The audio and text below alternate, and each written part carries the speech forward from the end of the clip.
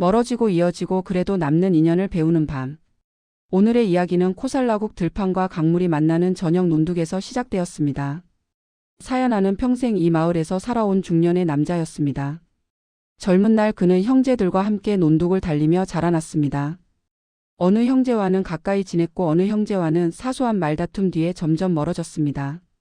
시간이 흐르자 누구와는 장터에서 가끔 안부만 나누는 사이가 되었고 누구와는 소식조차 모르는 사이가 되었습니다.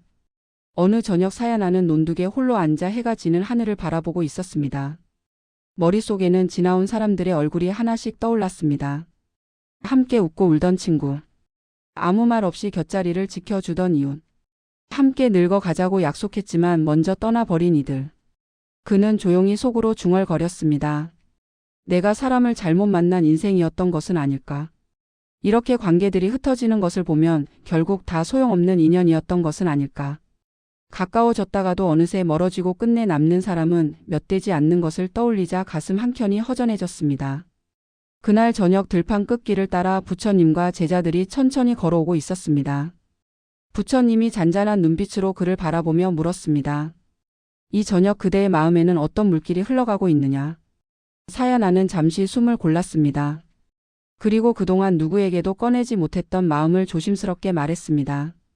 젊은 날 가까웠던 형제와 친구들이 이제는 서로 다른 마을에 흩어져 있습니다.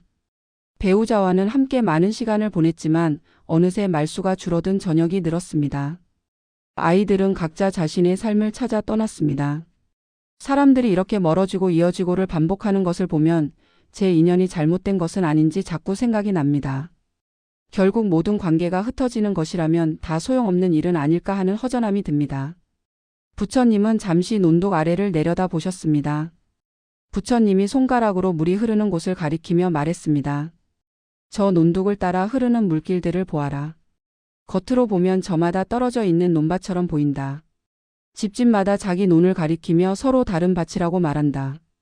부처님은 조금 몸을 기울여 논 사이를 잇는 좁은 수로를 가리켰습니다. 그러나 물길을 따라 아래로 내려가 보면 결국 한 줄기 강으로 모여 흐른다. 위에서 내려온 물이 여러 갈래로 나뉘었다가도 다시 하나의 강으로 이어지는 것처럼 보이지 않느냐. 사람의 인연도 그러하다. 어느 때에는 서로 다른 논처럼 멀어져 보이지만 한때는 같은 물을 나누어 가진 관계였다. 함께 웃고 울고 밥을 나누고 길을 걸었던 그 시간 속에서 이미 같은 물이 서로의 마음에 스며들었다.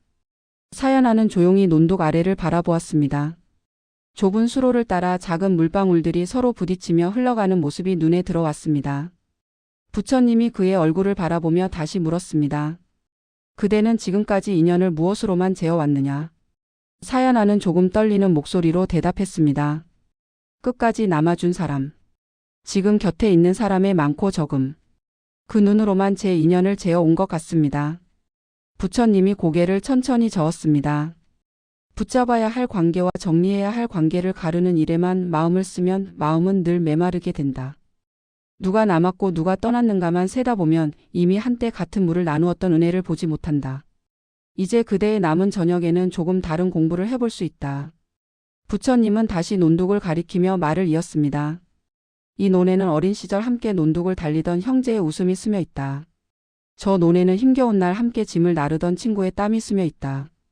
또 다른 논에는 말을 아끼던 이웃과 나누던 조용한 인사가 머물러 있다. 그 물이 지금 흘러가 버린 것처럼 보여도 그때 그 시간에 서로의 목마름을 적셔준 인연이었다. 부처님의 목소리가 저녁 바람에 섞여 부드럽게 번져갔습니다. 그러니 이제는 이 인연이 내 곁에 남았느냐 떠났느냐만 보지 말고 한 번이라도 같은 물을 나누었던 시간들을 떠올려 보아라. 그 시간이 있었기에 지금의 그대 마음에도 조금은 부드러운 흙이 남아있다. 그 흙 위에서 오늘 만나는 사람들에게 한 걸음 더 부드럽게 다가갈 수 있다. 사연아의 가슴 한켠에서 뻣뻣하게 굳어있던 것이 조금씩 풀려나갔습니다.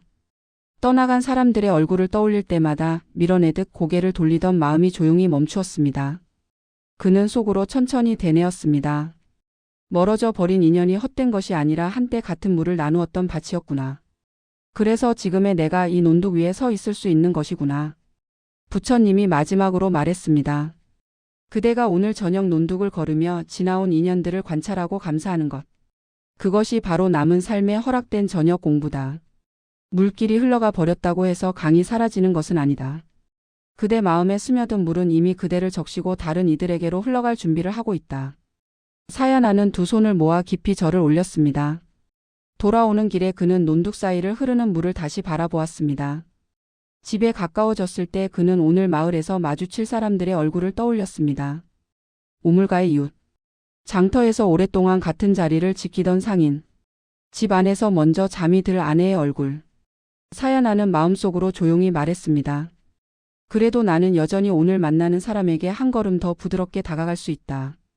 오늘의 이야기는 이제 조용히 가슴 한켠에 내려놓겠습니다. 이제 이 영상을 듣는 당신의 마음에도 지나온 인연들이 멀어지고 흩어져 버린 것 같은 허전함이 남아 있을지 모릅니다. 오늘 하루만큼은 붙잡아야 할 사람과 정리해야 할 사람을 나누기보다 한 번이라도 같은 물을 나누었던 시간들을 조용히 떠올려 보시길 바랍니다.